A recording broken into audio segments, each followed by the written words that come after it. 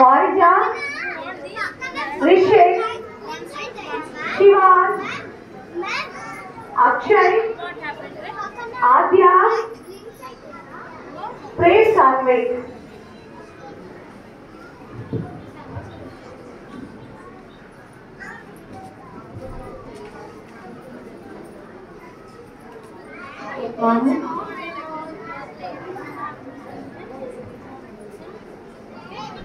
Good morning everyone. My name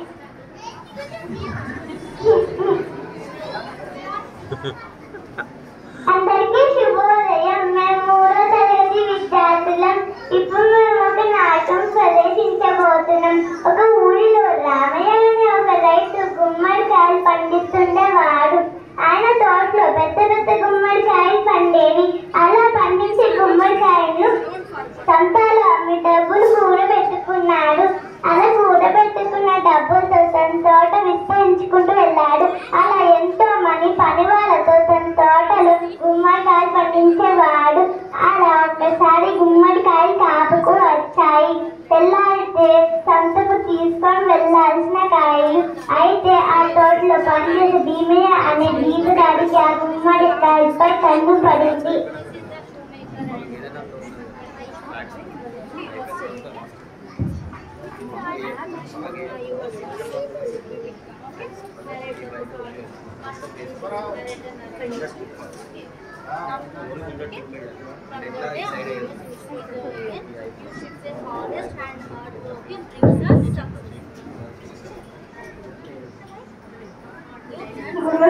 చాలా కొత్తగా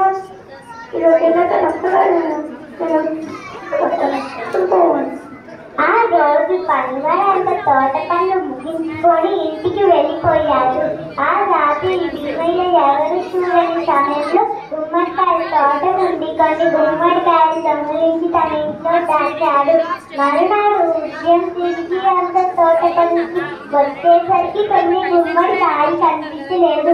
దానితో అక్కడ పనిచేసే సోమయ్య వెంటనే రాముకు వెళ్ళి విషయం చెప్పాడు. అయ్యా రంగం పడ్డాయా, కొన్ని గుమ్మడికాయలు రంగుస్తే కాయలు తక్కువగా ఉన్నాయి. అలా ఎలా జరిగింది మరి?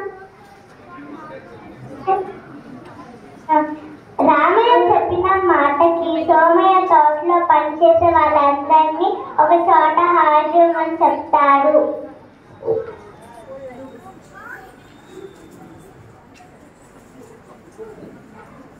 నిన్న రాత్రి మన తోటలు ఏమైనా తెలుసా? అయ్యో తెలుసయ్యా. నాకు కూడా తెలియదయ్యా. ఎవరికి తెలియకపోతే గుమ్మడికాయ ఏమైనా? అయ్యా వీటిని మన ఊరి పెద్దలు తీసుకెళ్ళాం. అతను నీళ్ళల్లో పడుతారని చెప్తాడు. సోమయ్య మాటలు విన్నగానే భీమయ్యకు భయం మొదలవుతుంది. దాన్ని బయట కనిపించకుండా కప్పిపుచ్చుతాడు. ఇంతలో రామయ్యకు కూడా సోమయ్య చెప్పింది సగంగా అనిపించి ఈ ఊరు పెద్ద సుబ్బేగా తీసుకొని వెళ్దామని నిర్ణయించుకుంటారు.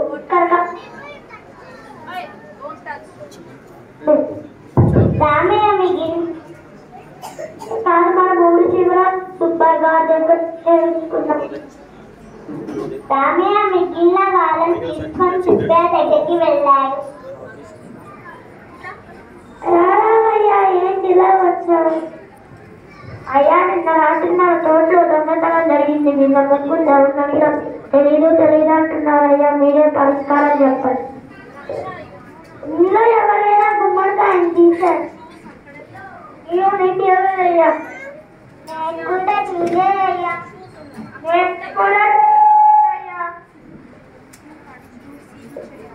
అయితే నా దగ్గర మంత్రించిన పుల్లలు మీ ముగ్గురికి ఇస్తాను. ఎవరైతే దొంగతనం చేశారో వాళ్ళ పుల్లలు పెట్టచ్చు. గొడవ పెరుగుతుంది. ఆ ముగ్గురికి పుల్లలించి పంపించారు. మంత్రించిన పుల్లలు తీసుకొని ఇంటికి వెళ్ళిన ముగ్గుల్లో అంజయ్య లక్ష్మి ప్రశాంతంగా నిద్రపోతే భీమయ్య మాత్రం ఆ పుల్లని పట్టుకొని రాత్రి భయంతో కూర్చున్నాడు. అలా కూర్చున్న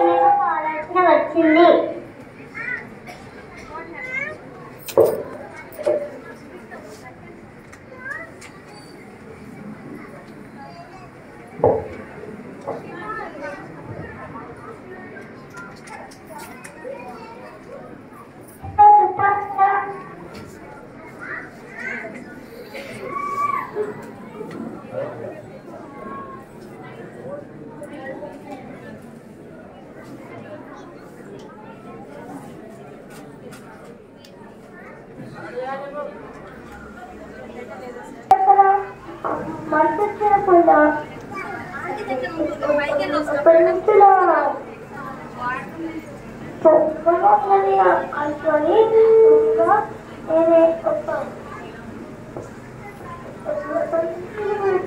అప్పుడు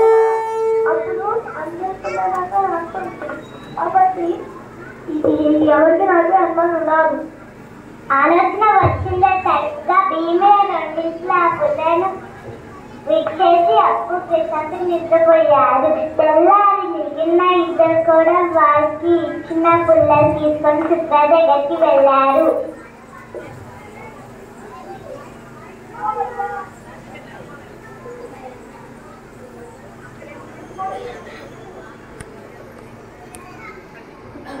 రామయ్య భీమయ్య పుల్లలు చిన్నగా ఉండి మిగిలిన ఇద్దరు పుల్లలు పెద్దగా ఉండేసరికి గుమ్మడికాయలు దొంగిలించినది లక్ష్మణ అనుకొని వారి మీదకు ఆవేశంగా వెళ్ళబోయారు.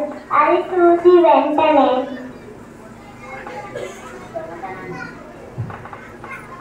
రామయ్య దొంగతనం చేసింది వాళ్ళిద్దరూ కాదు, చేసింది అదేంటి వీళ్ళిద్దరు పుల్లలుగా పొరుగున్నాయి, మరి వీళ్ళిద్దరే కాదు దొంగతనం చేశారు.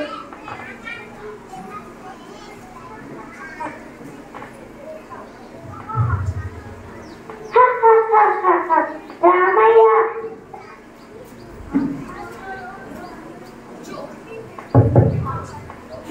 అవి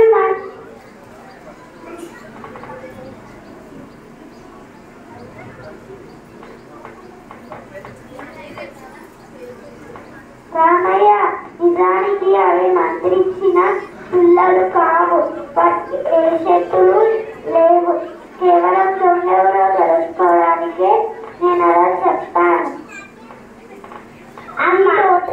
ఈ తోటలో దొంగతనం చేసి భీమయ్య.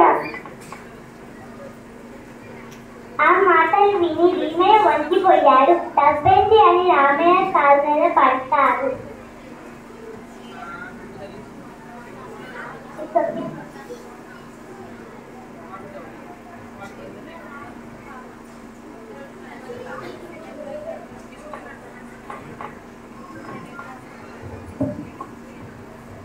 క్షమించండి అయ్యా, ఇంకోసారి ఇలాంటి తప్పను చేయను. రక్తం క్షమించి వదిలింది. ఆ గుమ్మడికాయలు రైతులో ఉన్నాయి, అవి నేను ఇప్పుడే నేను తీసుకొచ్చేస్తాను.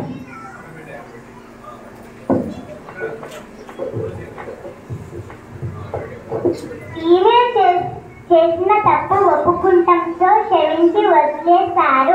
ఇంకొకసారి ఇట్లాంటి తప్పు చేయకూడదని మందలించారు. ధన్యవాదాలు.